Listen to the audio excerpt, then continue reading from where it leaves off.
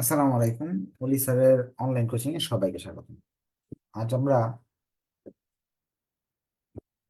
Service costing বা operating costing এর lecture শিটের প্রবলেম 7 করবো। এর আগে 5টা ক্লাস করছি, বেসিক শেষ। এটা না করলেও চলতো, তারপর একটা কঠিন অঙ্ক, জটিল অঙ্ক করাই দিতেছি।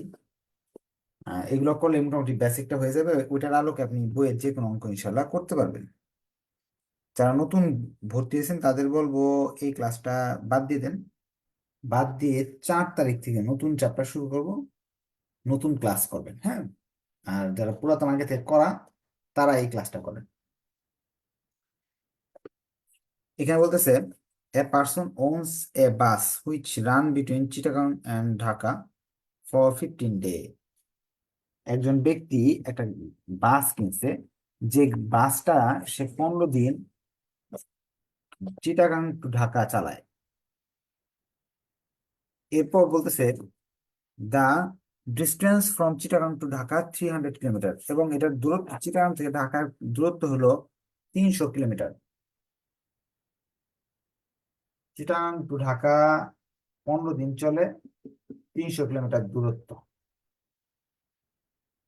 And back the same day, সেদিনে আবার তারা ফেরত আসে, যেদিন যায় সেদিনই ফেরত আসে। আবার বলতেছে the bus completes the trips from Chittagong to Dhaka and back the same date. The bus goes another 10 day in a month to Cox's Bazar. The distance from Chittagong to Cox's Bazar is 150 kilometre. আপনার চিটাগাং থেকে কক্সবাজার আপনার 10 দিন চালায়, আর তাদের দূরত্ব হলো আপনার 150 kilometre. The tip is Cox's Bazar and back is also complete the same day, এবং সেই বাসটা একদিনে একবার যায় একবার আসে। Calculate the fare that the purchase should pay if the owner earn profit 25% on taking. যদি বলছে ভাড়া কত হবে যদি 25% লাভ করে, মালিক যদি 25% লাভ করে, তাহলে ভাড়া কত হবে। দা আদার পার্টিকুলার আর গিভেন বিলো, অন্যান্য তথ্যগুলো নিচে দেওয়া আছে। প্রথমে দেওয়া আছে বাসের দাম দেওয়া আছে 15 লাখ টাকা, অবচয় হয় হলো 20%, 10% হলো ঋণের সুদ, 3,500 টাকা ড্রাইভারের বেতন, কন্ডাক্টরের স্যালারি 1500, অফিসে অফিস অফিস এক্সপেন্স 3,000। তারপরে আছে salary to the part time accountant, হিসাব রক্ষকের 2,500 টাকা প্রতি মাসে, ইন্স্যুরেন্স 16,000 টাকা আপনার 1 বছর পার নাম। তারপর ডিজেল লাগে আপনার, বলতেছে 8 কিলোমিটার রাস্তা চলে 1 লিটার তেল দিয়ে, 1 লিটার তেলের দাম, ডিজেলের দাম 10 টাকা। লুব্রিক্যান্ট মোবিল টাইপের জিনিস লাগে হলো আপনার 70 টাকা দিয়ে 100 কিলোমিটার চলে, 100 কিলোমিটার জন্য 70 টাকা খরচ হয়। তারপরে আছে ট্যাক্স, সরকারকে ট্যাক্স দিতে হয় 6,000 টাকা, এটা ফিক্সড কস্ট কিন্তু ট্যাক্স। এরপর আছে রিপেয়ার এন্ড মেনটেন্যান্স দেওয়া আছে 7,500 টাকা। তারপর লাইসেন্স বাবদ দেওয়া আছে 5,000, এগুলো ফিক্সড অ্যাসেটস। বাসে normal capacity of the bus 54, এক বাসে 54 জন প্যাসেঞ্জারকে নেওয়া যায়। The bus is enrolled general, এটা হবে এনরোল অকুপেটেড 90%, অর্থাৎ বাসে সবসময় যে হাউসফুল লাগে সবাই বসে বসে যায় এরকম না, 90% ফুল থাকে। এই তথ্যগুলো প্রশ্নে দেওয়া আছে। এখন আমাকে কস্ট বের করতে হলে প্রথমে ইফেক্টিভ কতটুকু রাস্তা চলে টোটাল এবং কতটুকু ইফেক্টিভ সেটা আমাকে বের করতে হবে। আমরা আগে প্রশ্নটা আরেকবার একটু রিভিউ করি। বাসে চিটাগাং টু ঢাকা চলে 15 দিন, 300 কিলোমিটার রাস্তা, দিনে একবার যায় একবার আসে, মানে 600 কিলোমিটার রাস্তা যায় প্রতিদিন। একবার যায় 300 কিলোমিটার, একবার আসে 300 কিলোমিটার। তাহলে 600 কিলোমিটারকে 15 দিয়ে গুণ করলে চিটাগাং টু ঢাকা বেরিয়ে আসবে। এরপর সেই আর 10 দিন যায় কক্সবাজার টু চিটাগাং, 10 দিন। 10 দিন যদি আমরা চট্টগ্রাম to কক্সবাজার যায় 150 কিলোমিটার রাস্তা, 10 দিয়ে গুণ করতে হবে। তাহলে আপনার আর একদিন আসে একদিন যায়, তাহলে এখানে মোটটা বেরিয়ে আসবে। রানিং কিলোমিটারটা আমরা একটা ওয়ার্কিং এর মাধ্যমে করে নিলাম। রানিং কিলোমিটার, আচ্ছা এইদিকেই করি যেহেতু working one,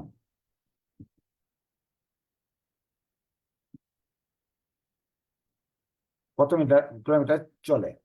Chittagong to Dhaka 300 kilometre রাস্তা, প্রতিদিন যায় এবং প্রতিদিন আসে, তো 2বার যাওয়া আসা হয়, 15 দিন চলাচল করে। সেই হিসাবে আপনার গাড়িটা মোট চলে, গুণ করলে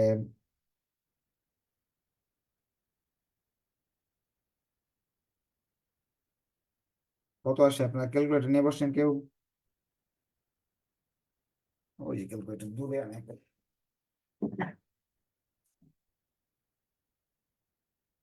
300 গুণ 2 গুণ 15, 9,000 কিলোমিটার।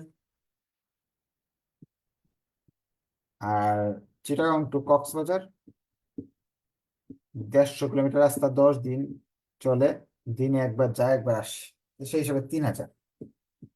টোটাল 12,000 কিলোমিটার চলে এই গাড়িটা। আর 5 দিন মানে বসে থাকে, এটা আর বলে নেই। এখন প্যাসেঞ্জার নিয়ে কত কিলোমিটার রাস্তা চলে এটা আমাকে দেখতে হবে। প্যাসেঞ্জার নেওয়া হলো আপনার effective passenger kilometre, effective passenger kilometre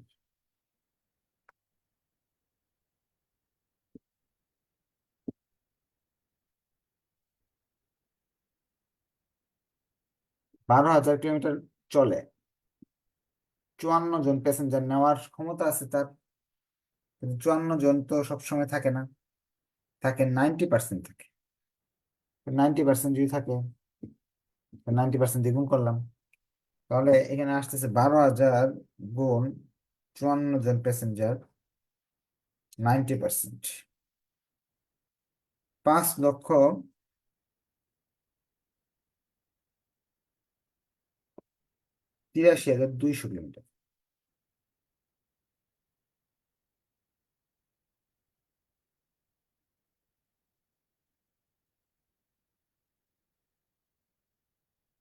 5,83,200।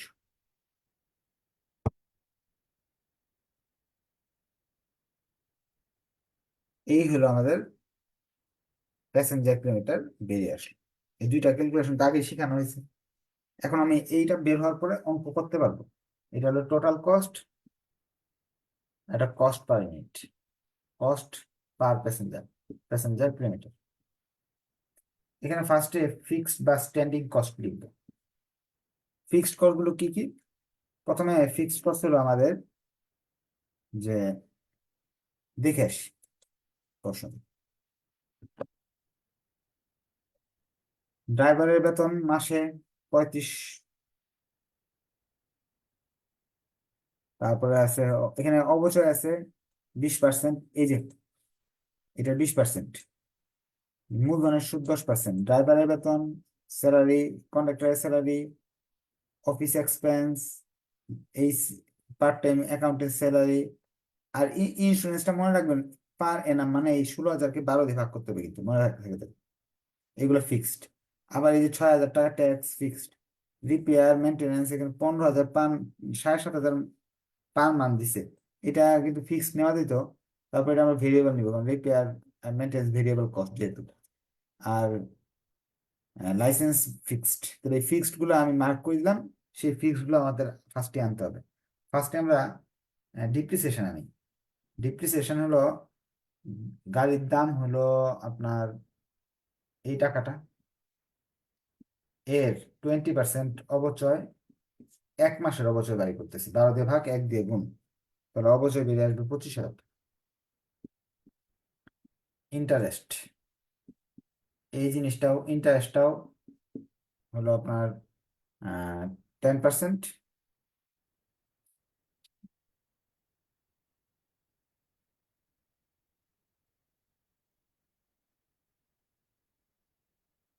10%। আবার সেটাকে এক মাসে বের করতে হবে, 12,500। এরপরে ড্রাইভার স্যালারি 3500। তারপর আছে কন্ডাক্টর স্যালারি 1500।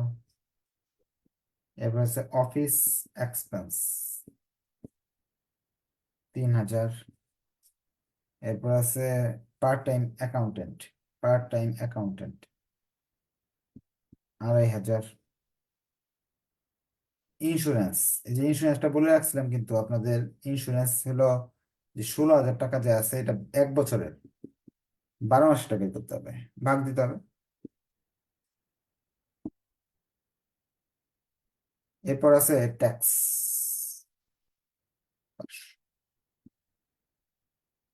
ট্যাক্স ট্যাক্স বলতেছে আপনার 6,000 1 বছরে। রোড লাইসেন্স, এই যে এগুলা একটু দেখায় নিয়ে আসি, এগুলো কিন্তু মাসে মাসে করা হয় না। তাও তাও লিখে দিছে পার এনাম, এই জন্য 12 দিয়ে ভাগ হচ্ছে। পার এনাম না লিখলেও বুঝে নিতে হতো যে ট্যাক্স কিন্তু প্রতি মাসে মাসে সরকার নেয় না, একবারই নেয়। তারপরে হলো রোড লাইসেন্স যেটা আছে রেজিস্ট্রেশন, এটা বছরে প্রতি মাসে নেয় না, একবার নেয়। এই জন্য এগুলো ভাগ দিতে হবে। ইন্স্যুরেন্স, ট্যাক্স আর রোড লাইসেন্স।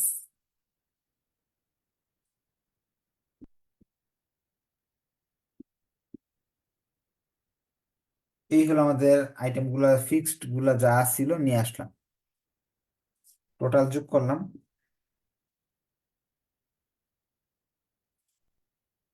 এই যে এটারে ইফেক্টিভ প্যাসেঞ্জার কিলোমিটার দিয়ে ভাগ দিতে হবে, অর্থাৎ এই টাকাটাকে 50,250 ভাগ ইফেক্টিভ প্যাসেঞ্জার কিলোমিটার আসতেছে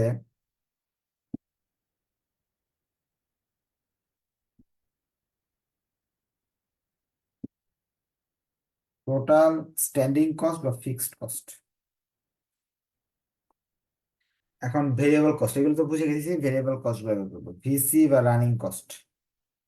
এখানে আমাদের ডিজেল দেওয়া আছে বা তেল, তেলের কথা কথা তারা বলতেছে যে আপনার 10 টাকা লাগে 1 লিটার তেলের দাম, ওটা দিয়ে 8 কিলোমিটার চলে, তাহলে 1 কিলোমিটারের দাম আমি পে করতে পারতেছি। তাহলে এখানে আমি টোটাল কত কিলোমিটার চালাইছি, আমি চালাইছি হলো 12,000 কিলোমিটার, তাহলে 12,000 দিয়ে গুণ করতে হবে। 12,000 দিয়ে গুণ করলে যে টাকাটা আসবে এই টাকাটা এখানে বসাতে হবে।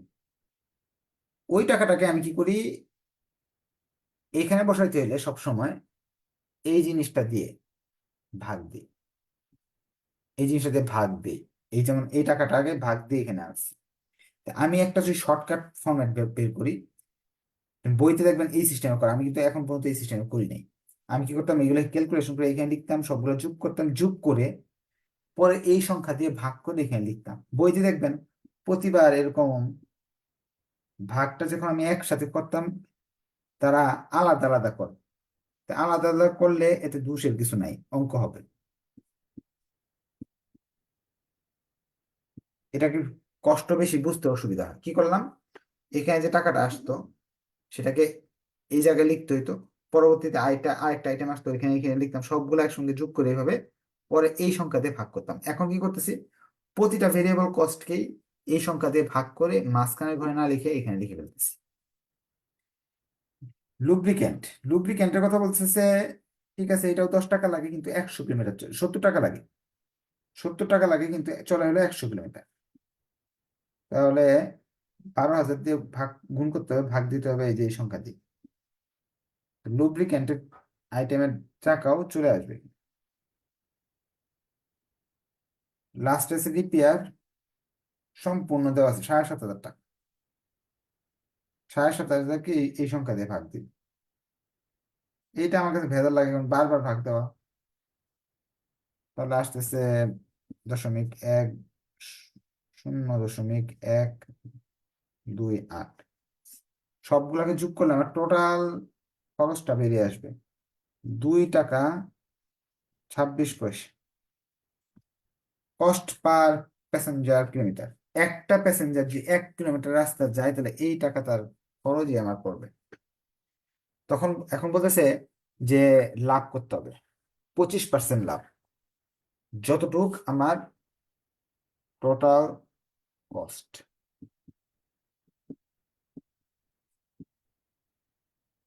যত টাকা ভাড়া নিব, ভাড়ার উপরে প্রফিট করব 25%, সে বলে দিছে। যত টাকা ভাড়া নিবেন সেই ভাড়ার উপর 25% প্রফিট করতে হবে, তারা বলে দিছে। আবার যাই, দেখে আসি। মনে রাখবেন এই কথাটা যেটা আমি বলতেছি।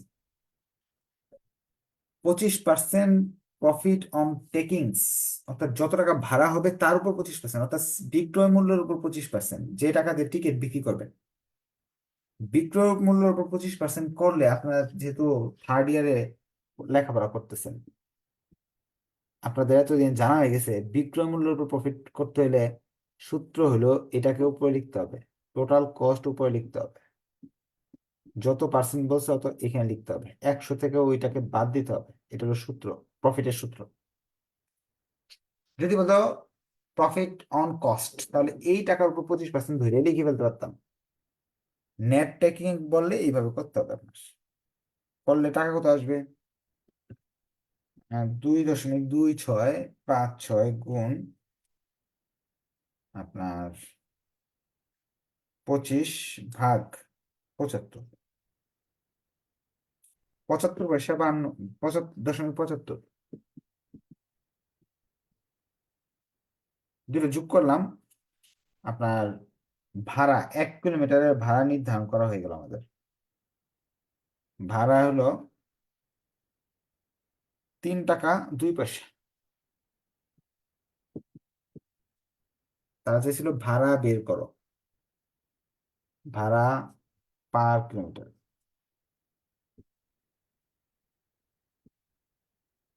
এখন তারা বলছে শুধু 1 কিলোমিটার ভাড়া না, তারা চট্টগ্রামের ভাড়া নির্ধারণ করতে চাইতেছে। চট্টগ্রাম টু ঢাকার ভাড়া, Cox's Bazar to Dhaka to Cox's Bazar, Chattogram to Cox's Bazar ভাড়া নির্ধারণ করতে পারা যাবে। চট্টগ্রাম টু ঢাকার ভাড়া হবে কত? 300 কিলোমিটার রাস্তা। প্রতি কিলোমিটার জন্য এইটা ভাড়া যদি হয়, তাহলে আপনার 906 টাকা। 906 টাকা পড়বে হলো ভাড়া। আর চট্টগ্রাম টু কক্সবাজার যদি ভাড়া নিতে নির্ধারণ করতে হয়, 150 কিলোমিটার রাস্তা, প্রতি কিলোমিটার জন্য এই খরচ যদি আমরা ভাড়া যদি নিই, সেই হিসাবে 453 টাকা নিব। এই ছিল আমাদের অঙ্ক। এই ছিল আমাদের এই চ্যাপ্টারের শেষ অঙ্ক। আর বাকিগুলো আপনি পারবেন। যেমন আমি একটু দেখাই দিই। 6 নাম্বারটা হলো সেম জিনিস, কিন্তু তারা 5 দিন যে বাকি ছিল, ওই 5 দিন হলো লোকাল সিটিতে ঘোরাফেরা করে, লোকাল বাস হিসাবে ঘুরে। তো এনে 25 দিনের হিসাব ছিল, 5 দিন রেস্ট রাখছিলাম এই অঙ্কে। আর নতুন অঙ্কে 6 নম্বর অঙ্কে 5 দিনের যে কিলোমিটারটা আছে ওইটাও দেওয়া আছে, প্রতিদিন 120 কিলোমিটার, মানে 600 কিলোমিটার বাড়তি হবে আর কি ওই অঙ্কের ক্ষেত্রে। আর বাকি যা আছে সেম। শুধু কি করতে বলছে যে এই যে এইগুলা বলে দিছে, টাকাগুলো চেঞ্জ করে দিছে। হ্যাঁ, তা আপনারা এটা পারবেন ইনশাল্লাহ। এটা তো কোনো সমস্যা হবে না যদি আগেরটা বুঝে যান, তাহলে এটা কোনো সমস্যা হবে না। আর কারো কোনো কোয়েশ্চেন থাকলে হাত উঠে কোয়েশ্চেন করার সুযোগ আছে। মনে হয় না কোনো কোয়েশ্চেন আছে। নেক্সট ক্লাসে ইনশাল্লাহ দেখা হবে, নতুন চ্যাপ্টার নিয়ে আলোচনা করব। সবাইকে ধন্যবাদ। নেক্সট, আল্লাহ হাফেজ।